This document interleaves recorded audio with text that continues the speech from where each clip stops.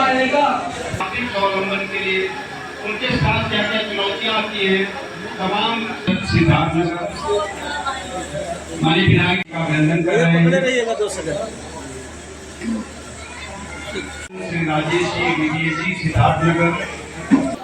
तो किस चीज की खेती होगी, उसके बीज का चयन कर लीजिए। खेती केवल अनुमान पर नहीं होती, अब खेती वैज्ञानिक आधार पर शुभकामनाएं देते हैं। ऐसे भारत के यशस्वी प्रधानमंत्री को 27 होने की कामना करते हैं। आज 12 साल उनका कार्यकाल पूरा हुआ, तो केवल 12 साल का कार्यकाल प्रधानमंत्री के रूप में नहीं पूरा हुआ। आज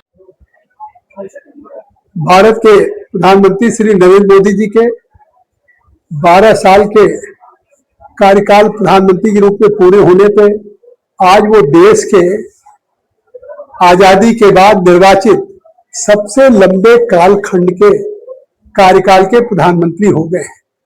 और ये 12 वर्ष केवल उनका कार्यकाल देश का सबसे लॉन्गेस्ट टेन्योर नहीं है, देश की उपलब्धियों का कार्यकाल है, देश के विकास का कार्यकाल है, देश की जनता के विश्वास का कार्यकाल है, देश की जनता के जन कल्याण का कार्यकाल है। आज देश के प्रधानमंत्री नरेंद्र मोदी ने जिस तरह से देश के किसानों को ऊंचाइयों पर ले जाने के लिए डॉक्टर स्वामीनाथन की रिपोर्ट को लागू किया और 1.5 गुना उन्होंने एमएसपी देने का फैसला किया, आज उसकी देन है कि 106 मीट्रिक टन का उत्पादन पिछले 12 वर्षों में बढ़ा है।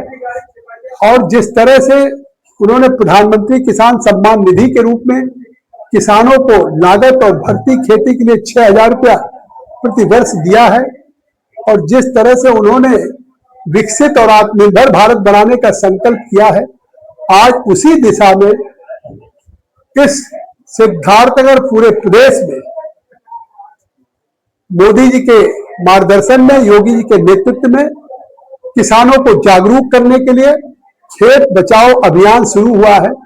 और खेत बचाओ अभियान में आने वाले दिनों में किसान अपने खेत में अंधाधुंध उर्वरा का इस्तेमाल न करे, रासायनिक खाद की जगह पे हरी खाद का उपयोग करे, जैविक खाद का उपयोग करे, संतुलित उर्वरक डाले, मृदा का परीक्षण कराए, खेत की मिट्टी का परीक्षण कराए, सॉइल कार्ड बनाए, कौन सा बीज उचित होगा, कौन सी फसल वहां पे अधिक उत्पादन देगी, उसी के लिए आज हमने इस गोष्ठी में पूरे प्रदेश में हो रहा है किसानों को जागरूक करने के लिए, जिसमें सांसद चाहे जगदम्बिका पाल हो, विधायक हो, मुख्य विकास अधिकारी हो, कृषि के अधिकारीगण हो, सभी लोग उपस्थित थे।